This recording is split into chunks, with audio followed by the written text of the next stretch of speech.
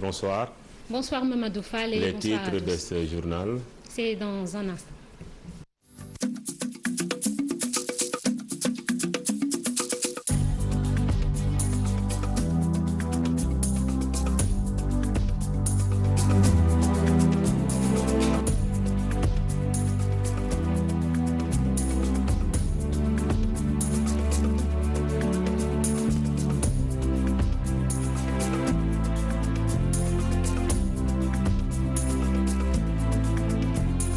À la une, ce vendredi, une vingtaine d'organisations dans la rue. Ce samedi, la plateforme Doina demande aux Sénégalais de manifester en masse sur la place de la Nation. Un rassemblement autorisé par le préfet de Dakar. Ce sont des habitants rouges de colère qui ont assiégé l'axe Tivaouane-Boro. Ils exigent le bitumage de cette route très dégradée et source de maladies, surtout chez les enfants. Pour l'heure, un seul pèlerin a été testé positif au coronavirus à Touba. Plusieurs autres ont tout de même refusé de se soumettre au test. L'unité d'alerte et de prévention mise sur pied à l'occasion du Grand Magal de Touba a fait un premier point. Plus de détails dans ce journal.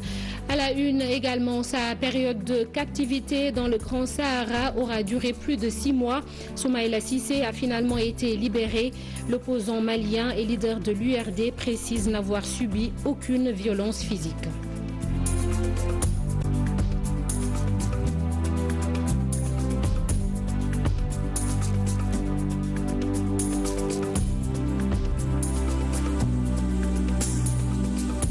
Bienvenue sur la TFM et merci de nous suivre. Le préfet de Dakar a finalement autorisé la manifestation de la plateforme Doina. Ce sera donc demain, samedi, sur la place de la Nation.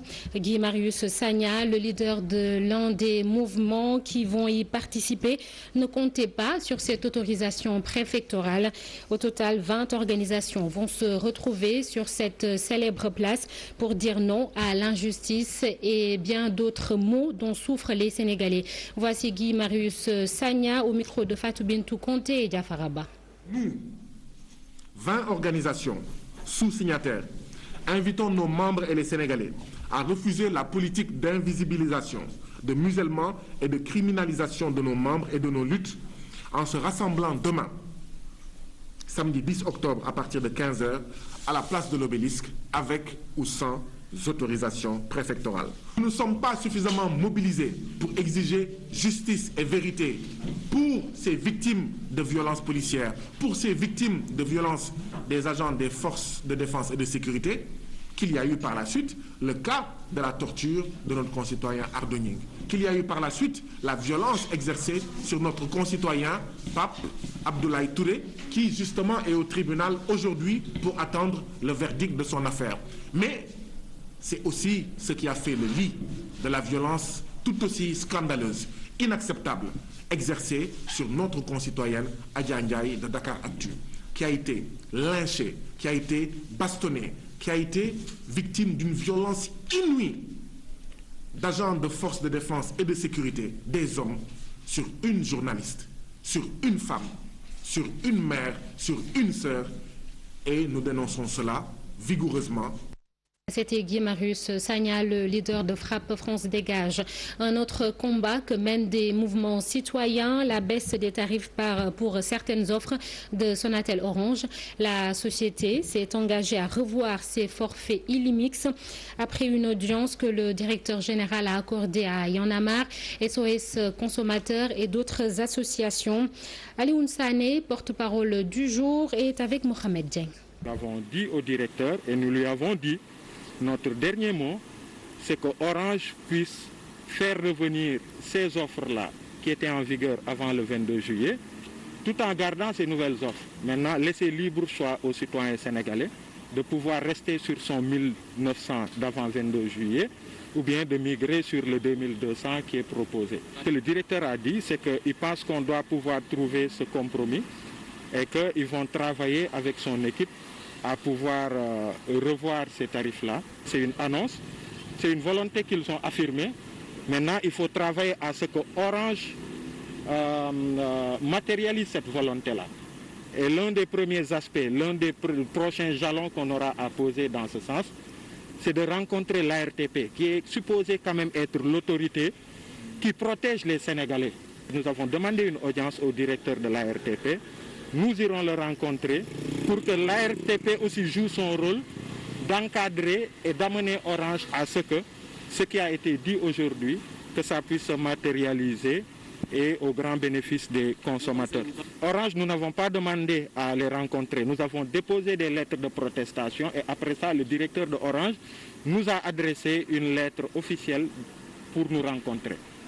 Alors que pour l'ARTP, moi-même qui vous ai parlé, j'ai appelé pour avoir une audience et on court toujours derrière cette audience. Nous n'avons pas encore de rendez-vous avec le directeur de l'ARTP. Et nous allons bien évidemment suivre tout cela pour vous. Darou Salam, quartier très populeux de Tivaouane. Les habitants ont barré l'axe Tivaouane-Mboro et ont tenu un sit-in sur place pour exiger le bitumage de cette route. Celle-ci s'est considérablement détériorée ces dernières années et la poussière qui en émane est source de maladies pulmonaires, surtout chez les enfants. Le reportage de Cheikh Diop et Seyla Tir. Fatigué de voir l'état de dégradation très avancé de cette route, l'axe Tivaouane-Mboro. C'est le cri du cœur lancé par les habitants de ce populaire quartier de Tivaouane, Darou Salam. Quand vous regardez de par vos yeux, vous allez voir, écoutant même de par vos oreilles, vous allez entendre ce cri de cœur, de désarroi même des populations de Darou Salam et des HLM qui se disent même être outrés par l'état de délabrement de cette route, qui est l'une des axes principaux même de cette ville, allant vers les ICS, vers GCO, vers Toben et vers pas mal de richesses de ce pays, même sur la route des Niayes. La route Tivaouane-Mboro est impraticable et les riverains souffrent de plusieurs maladies du fait de la poussière rougeâtre qu'elle dégage. Sur le plan sanitaire, nous savons tous que ça peut amener par exemple la tuberculose pulmonaire. Ça peut même arriver jusqu'à donner ce qu'on appelle cancer du larynx et des poumons.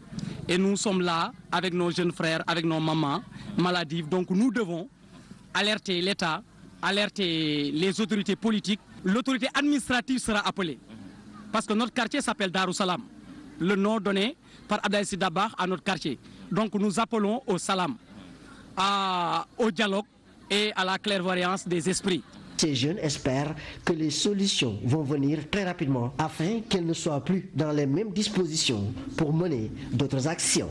Merci Cheikh Diop. Le Balanta Kounda, à quelques encablures de la frontière bissau-guinéenne, très prisé des voleurs de bétail. À Niaga, l'une des communes concernées, le maire évoque un manque de volonté de l'État du Sénégal de mettre un terme à ces vols répétés. Yoro Mbalo est interrogé par Bakary Conté et Khalid Diamé. Perdu beaucoup de vies humaines. Moussa Kandé, un éleveur qui surveillait son troupeau. Les voleurs sont venus prendre ses bêtes, il les a suivis, on lui a tués. Et je regrette aujourd'hui qu'un sous-préfet nous dit qu'il faut diminuer le nombre de bétail. Il ne faut pas donner ça aux enfants. On n'a pas donné. Les voleurs là, ce n'est pas le jour, c'est la nuit. Et nous avons nos gardiens. On va au troupeau, on garde le troupeau. Tu viens, on te trouve là-bas, on te tue. Tu vas à la poursuite, on te tue. Et ils continuent à dire qu'il faut garder le troupeau. Quand est-ce qu'on va garder le troupeau? Qu'ils arrêtent de dire qu'il y a des divagations, les gens sont fatigués pour la divagation. Non, il n'y a pas de divagation à Nyanga. À Nyanga village. Tout récemment, c'est 40 bêtes qui étaient parties. Sur les 40, on n'a reçu que les 25. Sans compter maintenant les autres bêtes que nous avons perdues toute une année, en 2019. On ne peut pas continuer comme ça. Nous allons au troupeau. On surveille nos bêtes. Des gens mal intentionnés viennent voler nos bêtes. Ils nous trouvent sur le troupeau, ils nous tuent. On les poursuit, ils nous tuent. On ne peut plus continuer comme ça. Nous vous demandons, nous vous suggérons, monsieur le ministre de l'Intérieur, tout de suite et maintenant, autoriser le port des armes à tous les éleveurs de la commune de Niaga. Parce que lì, c'est trop, c'est trop. On ne peut pas continuer comme ça. S'il ne peut pas maintenant autoriser le port d'armes à tout un chacun, mais quand même de les protéger, de les sécuriser. Parlons santé à présent avec la crise sanitaire que nous vivons. Le Grand Magal de Touba, c'était mardi dernier et un seul cas positif à la Covid-19 a été enregistré à Touba, dans la cité religieuse. Les équipes médicales ont effectué des tests sur plusieurs pèlerins, mais certains n'ont pas voulu faire de prélèvement. L'unité d'alerte et de prévention des épidémies mise en place par le Khalife général des Mourides a fait un premier point. Le coordonnateur de la dite unité invite les jeunes à davantage respecter les mesures barrières pour protéger les personnes âgées qui n'étaient pas à Touba. Voici le professeur Lamine Gueye. Ce qu'on a eu comme information, parmi les pèlerins, il n'y a eu qu'un seul cas qui a été testé positif à partir des TDR. Je crois que il y a eu pas mal de tests. Ça, nous laissons à qui de droit se prononcer sur le nombre de tests faits. Cela n'empêche pas que dans l'immédiat, nous puissions continuer le suivi, parce qu'il est important, comme nous sommes dans la prévention, d'avoir un traçage de tous les cas pour lesquels on pensait que c'est nécessaire de faire une surveillance. Et notamment, il y a eu quelques patients qui n'ont pas accepté d'être testés. Et nous lançons un appel à la population des pèlerins et notamment les jeunes. 50% des pèlerins qui viennent à Touba ont moins de 27 ans. Donc ils sont jeunes. De même, l'avènement du Covid a bien montré que ces jeunes font des cas asymptomatiques ou des cas pas tellement graves. Pourtant, ils étaient majoritaires au Magal. C'est pourquoi nous leur lançons un appel que le ndigal du Khalife continue. Ils sont venus, ils ont respecté ces mesures barrières. Ils doivent continuer à les respecter pour protéger ceux qui n'ont pas pu venir au Magal. Cela aussi, on connaît un petit peu leur profil parce qu'on sait que seuls 3% des pèlerins ont plus de 55 ans. Donc les plus de 55 ans ne viennent habituellement pas au Magal. Et c'est eux aussi qui sont exposés à des situations graves posées par la Covid.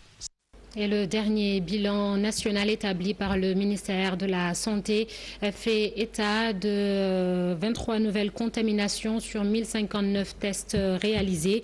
Les 11 cas communautaires sont recensés à Dakar, Bargny, Kaolack, Richard Toll, Thiès et Ziguinchor. Aucun décès n'est à déplorer.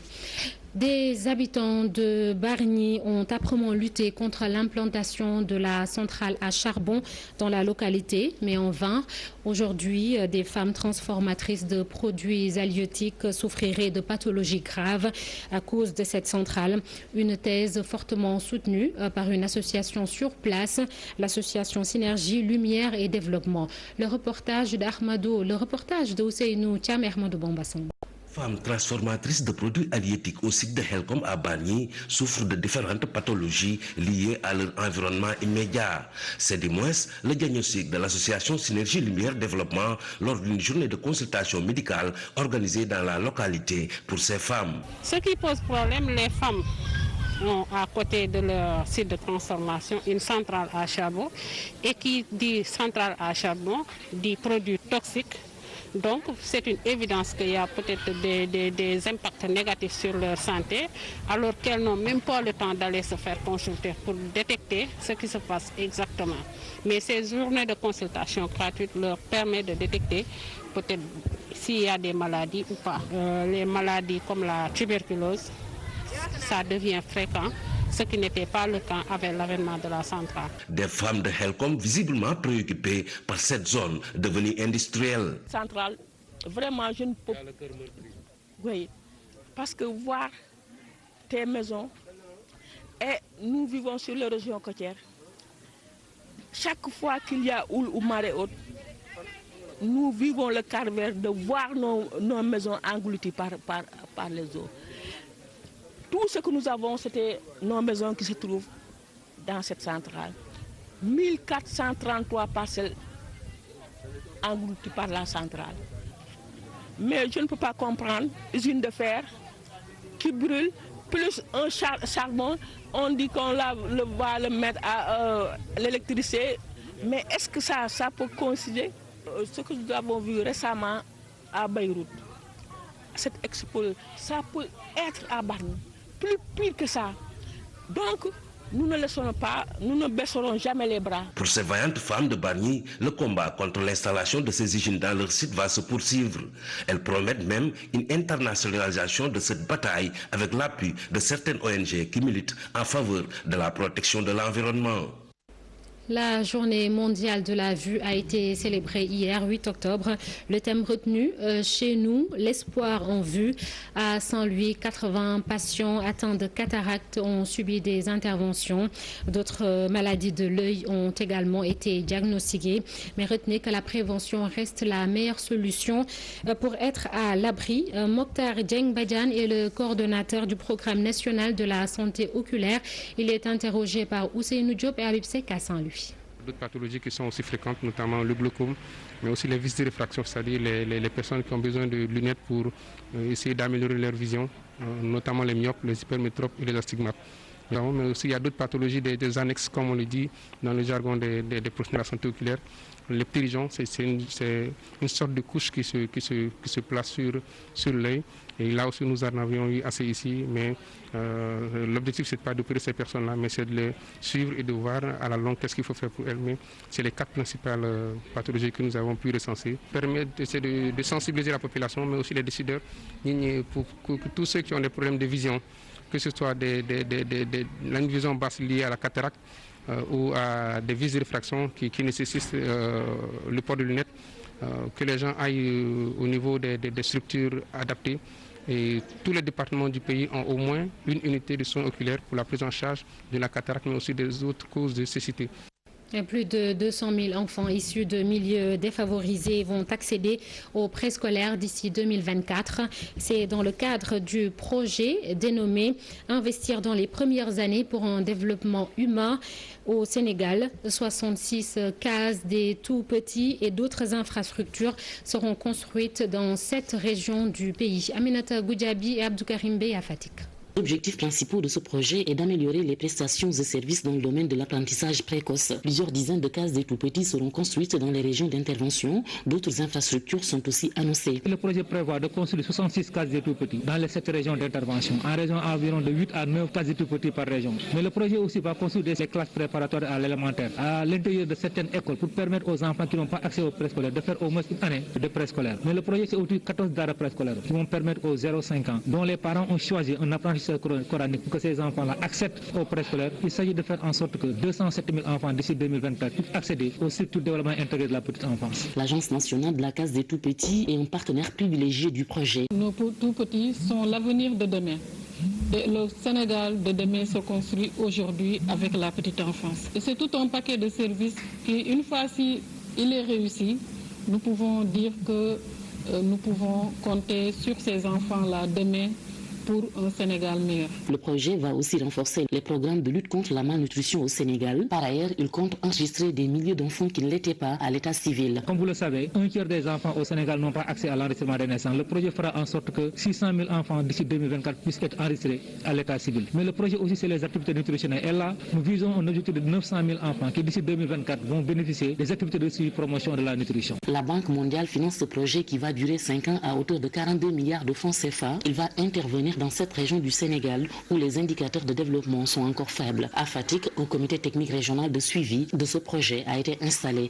Merci Aminata Goudiaby. Tout à fait autre chose. Le tout nouveau président de l'Association des raffineurs et distributeurs africains décline sa feuille de route pour son mandat d'1 an. Serigne Mboup, directeur général de la SAR, annonce d'importants projets pour sécuriser les produits pétroliers au Sénégal. Une nouvelle convention a d'ailleurs été signée pour permettre à l'Afrique d'avoir une transition énergétique basée sur les ressources propres. Mohamed Sambe et Mohamed Dieng ont assisté à la rencontre. Promouvoir le développement de l'industrie pétrolière en Afrique, c'est la mission que s'est assignée l'Association des raffineurs et distributeurs africains. Pour le nouveau président de l'ARA, l'Afrique doit produire ses propres produits énergétiques. Les missions pour les prochaines années consistent principalement à assurer à l'Afrique une transition énergétique vers des carburants propres en nous basant sur les ressources africaines, ressources qu'elles soient naturelles. L'Afrique produit assez de pétrole et de gaz pour cela, mais aussi les ressources humaines. Nous le savons, Nous avons beaucoup de compétences en Afrique, mais aussi un peu partout dans le monde. Et enfin, sur les ressources financières africaines. L'occasion a été saisie par le directeur général de la SAR pour divulguer les grands projets de la raffinerie sénégalaise. Objectif, être autosuffisant en hydrocarbures. D'avoir des unités qui s'adaptent aux exigences du Sénégal d'aujourd'hui et crème sur le gâteau qui va désormais traiter le pétrole brut qui est produit au Sénégal, le pétrole Sangomar, et qui fera donc que notre pays ne dépendra plus de l'étranger pour son approvisionnement en hydrocarbures. Cela est une grande avancée, c'est aussi beaucoup d'économies laissées dans le pays à travers toute la chaîne de valeur. Nous vous l'avons présenté, l'important projet qui est en cours déjà, du chemin qui nous mène vers cette production du Sénégal. Nous avons assurément, avec cette convention qui magnifie encore la confiance du secteur financier en la SAR, donc assurer définitivement, en tout cas, l'approvisionnement, la sécurisation de l'approvisionnement du pays en produits pétroliers.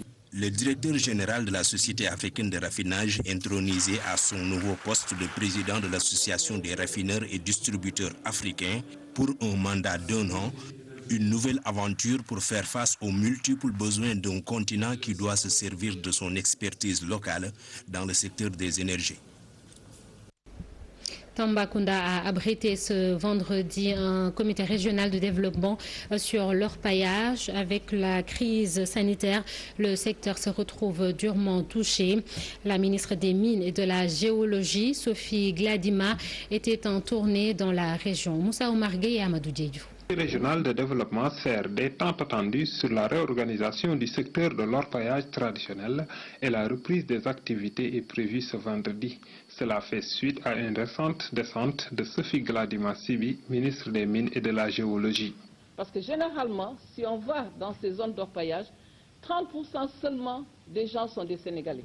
Les 70% essentiellement sont des étrangers. Est-ce qu'on devrait accepter que les étrangers viennent nous imposer leurs lois? Ce secteur a besoin d'être revu parce que tout simplement, il y a des problèmes de sécurité qui se posent, des sécurités par rapport à la santé, mais des sécurités par rapport à l'environnement, et je pense que nous sommes des citoyens de ce pays. Nous devons nous poser des questions. Qu'est-ce que nous voulons laisser aux générations futures? La reconversion des orpailleurs dans d'autres types d'activités génératrices de revenus est l'une des visions de Sophie Gladima Sibi. Et nous avons ramené 10 motos tricycles. Pourquoi les motos tricycles? Parce que nous pensons qu'aujourd'hui, l'activité d'orpaillage, et vous le savez, ce n'est pas éternel. Il faudrait déjà qu'on se prépare à vraiment changer peut-être de paradigme et que les gens puissent sortir même de l'orpaillage et aller faire d'autres activités. À Tambacounda, le comité régional de développement qui sera présidé par le gouverneur sera une belle opportunité pour la distribution de l'appui qui a été réservé aux orpailleurs, eux aussi profondément touchés par la crise Covid-19. Nous vous en parlions au début de ce journal. Soumaïla Cissé est libre. L'opposant malien a été libéré après plus de 6 mois de captivité. Il parle de difficiles conditions de détention, même s'il n'a subi aucune violence physique. Je vous propose d'écouter le leader de l'URD, l'Union pour la République et la démocratie, au micro de nos confrères de l'ORTM. Je suis très heureux d'être là. Pour le Mali, pour ma famille.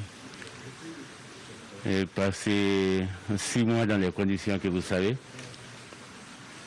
sous un climat les plus austères, dans des conditions de vie très difficiles, vous le savez, dans le Grand Sahara, dans un isolement qui est quasi permanent dans cette zone.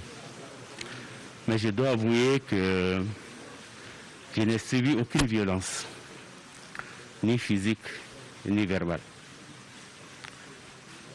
Mais aujourd'hui, le propos, c'est pour remercier.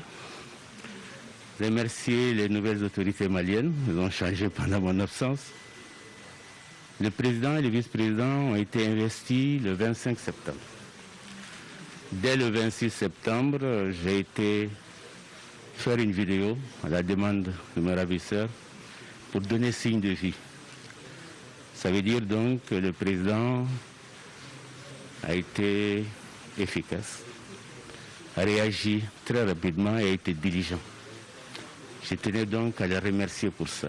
Et dès le lundi 5 octobre, nous avons été informés que nous sommes libres. La sécurité, pour préserver la vie des otages, c'est ce qui fait que nous ne sommes pas venus plus tôt. Soumaïla Cissé a été libérée en même temps que l'otage française Sophie Petronin. Des hommes armés avaient enlevé la travailleuse humanitaire à Gao. C'était en décembre 2016. La libération de Soumaïla Cissé, la crise socio-politique au Mali, des points qui seront amplement débattus tout à l'heure avec Mamadou Fall et Daoudamine qui reçoivent Barkaba. Et puis en mon sport, pour terminer, le Sénégal battu par le Maroc 3-1 en match amical. C'était à Rabat. Les Lions ont sauvé la face grâce à un penalty tiré par Ismaïla Sarr. Prochain match amical de l'équipe nationale de football mardi prochain. Ce sera contre la République islamique de Mauritanie à Thiès. Et voilà, c'est la fin de ce journal.